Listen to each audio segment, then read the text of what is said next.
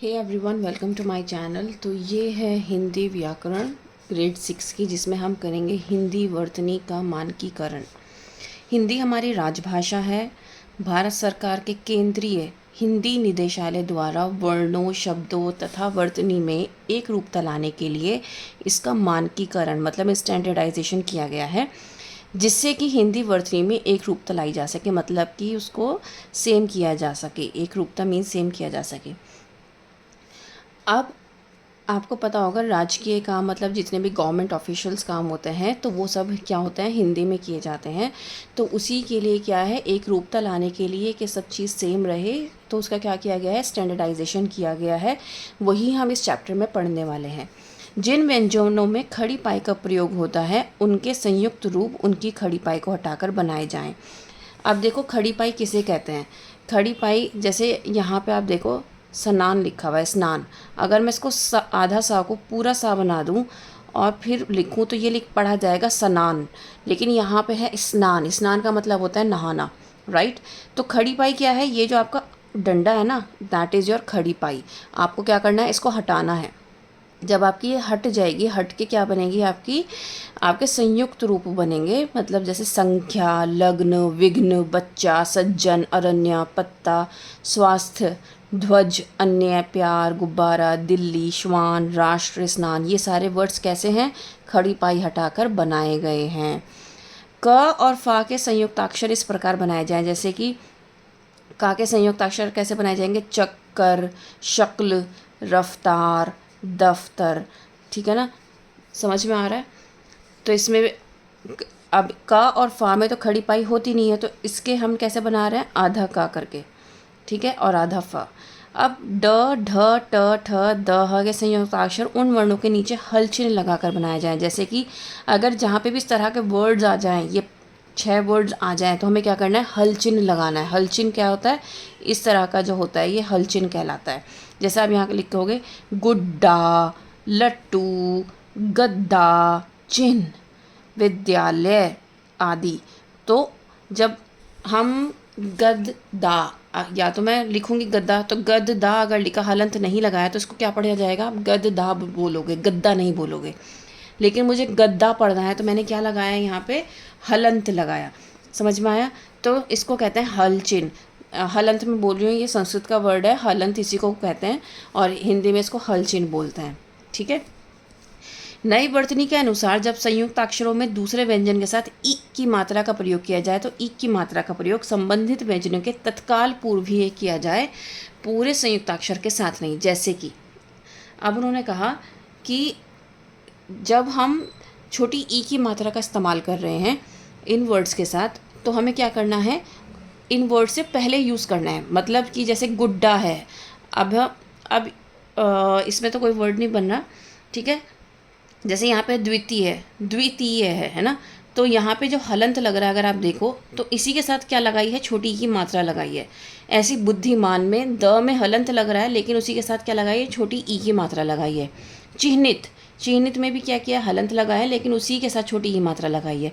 तो जहाँ पर हमें छोटी ई की मात्रा का इस्तेमाल करना है और हल चिन्ह का भी इस्तेमाल करना है, तो ऐसे में हमें क्या करना पड़ेगा, हमें पहले इस्तेमाल नहीं करना पड़ेगा। क्यों, क्योंकि अब आप यहाँ पे देखो, ये सारे क्या हैं, अगर मैं इस तरीके से या कर लूँगी तो ये द्वितीय पढ़ा जा रहा है, ये बुद्धिध मान पढ़ा जा रहा है, ये चिहिन्नत पढ़ा जा रहा है, ये गडिड्या पढ़ा जा रहा है, राइट, गडिड्या।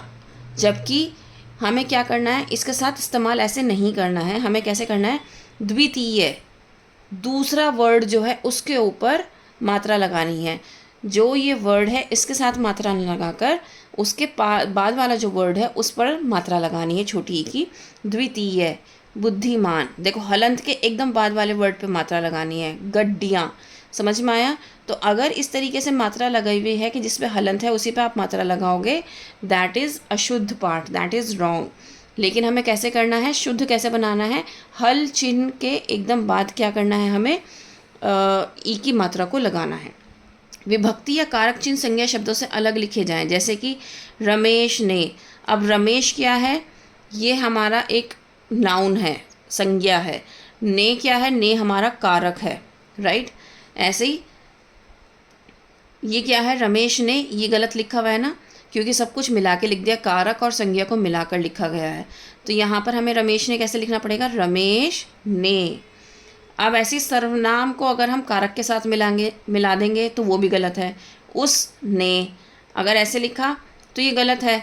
अगर हम सर्वनाम को कारक के साथ मिलाकर जब हम पढ़ते हैं इसने, उसने, ये हम एक साथ लिखते हैं, अलग अलग नहीं लिखते हैं। हम ऐसे नहीं लिखते हैं उसने ये कहा, हम ऐसे कभी नहीं लिखते, राइट। हम उसने को हमेशा साथ लिखते हैं, ठीक है। सो ये क्या है, ये हमारा है सर्वनाम और ये है हमारा कारक, जिसको हमें क्या करना है, मिलाकर लिखना है, तभी इसका ये सही रूप कहलाया जाएगा। ये वाला जो रूप है ये रॉन्ग है। क्यों? क्योंकि आपने सर्वनाम को और कारक को अलग अलग करके लिखा है, ठीक है। यदि किसी सर्वनाम के साथ दो विभक्ति चिन्हों का प्रयोग हुआ हो तो उनमें से पहला सर्वनाम के साथ मिलाकर और दूसरा अलग से लिखा जाए। अब देखो यहाँ पे उसके, सेम जैसे यहाँ पे हमने उसने पढ़ा था ऐसे उसके आ गया। तो ये क्या हो गया, यहाँ पे दो सर्वनाम एक साथ यूज़ किए गए हैं, उसके लिए। अब के और लिए दोनों ही, सर्वनाम कह रही हूँ, दोनों ही कारक हैं, ठीक है। लेकिन हमें क्या करना है, उसके साथ लिखा जाएगा और लिए अलग लिखा जाएगा, ठीक है। उसके लिए साथ भी नहीं लिखा जाएगा, सिर्फ उसके को साथ करना है और लिए को अलग करना है। ये क्या है, ये हम जो नॉर्मली हम लिखते हैं ना वही चीज़ है, बस इसको बताया गया है इस हिंदी वर्तनी के मानकीकरण में। हम जो लिखते आ रहे हैं ना अभी तक वो सब कुछ ठीक है, ठीक है। हम ऐसे ही लिखते हैं, उसने एक साथ लिखते हैं, उसके एक साथ लिखते हैं, ठीक है, और लिए अलग ही लिखते हैं, ऐसे ही हम लिखते हैं, राइट। और यही एक क्या है, इसकी शुद्ध फॉर्म है, इसकी प्योर फॉर्म यही है। सम्मान सूचक शब्द श्री और जी अलग से लिखे जाएं। अगर हम लिखते हैं श्री मनोहर जी, तो हमने क्या किया, नाम के साथ श्री लिख दिया, लेकिन लिखा कैसे जाएगा, श्री मनोहर जी, ठीक है। लेकिन अगर मैं कहूँ श्रीमान तो ये एक साथ लिखा जाएगा, ठीक है। लेकिन अगर यहाँ पर संज्ञा शब्द है, रमेश जी क्या है, रमेश और जी अलग से, रमेश क्या है, संज्ञा शब्द है, श्री इसमें अगर हम लगा रहे हैं तो इसमें क्या होगा, इसको हमें अलग करके लिखना होगा। क्रिया विशेषण अव्यय आदि में य व की जगह स्वरात्मक प्रयोग किया जाए। जैसे कि नई में या हटा के बड़ी ई की मात्रा, गए में ए और हुआ में अ, ठीक है। हम हुआ तो ऐसे लिखते हैं, हम हवा तो ऐसे लिखते हैं, ठीक है, ह वहाँ पे आ की मात्रा। लेकिन अगर हमें हुआ लिखना हो तो हम ऐसे कभी नहीं लिखते, हम हमेशा अ की मात्रा लगाते हैं, राइट, ये लिखते हैं। तो ऐसे ही यही चीज़ बताई गई है यहाँ पे।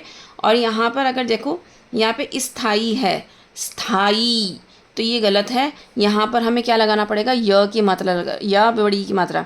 ऐसे ही दायित्व में द, य पे छोटी की मात्रा ई, तो वो दायित्व, ठीक है। इसमें छोटी ई नहीं आएगी या बड़ी ई नहीं आएगी।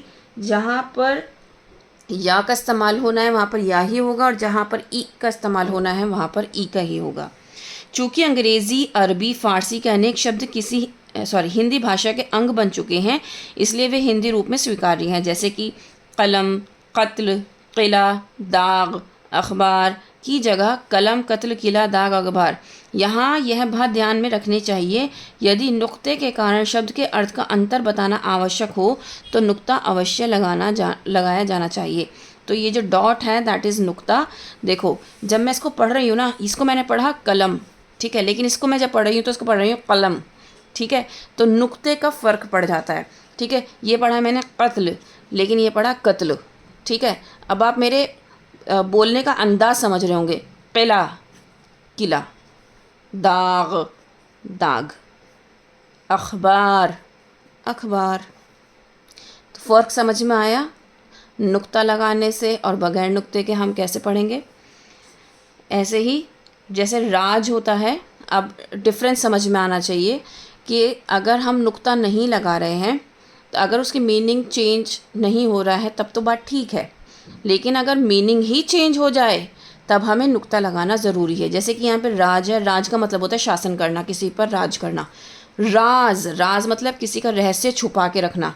गज, गज मीन्स हाथी होता है, और गज का मतलब होता है एक माप, जो हम ज़मीनों का माप करते हैं। ये फन मतलब सांप का फन, और ये वाला फन जिसमें नुक्ता लग जाता है इसको कहते हैं हुनर। जरा, जरा मीन्स बुढ़ापा, और अगर ज़रा कह दें हम तो ज़रा सा दे देना मुझे, तो वो थोड़ा सा, राइट। तो नुक्ते का अपना एक इस्तेमाल है, अपना एक यूज़ है।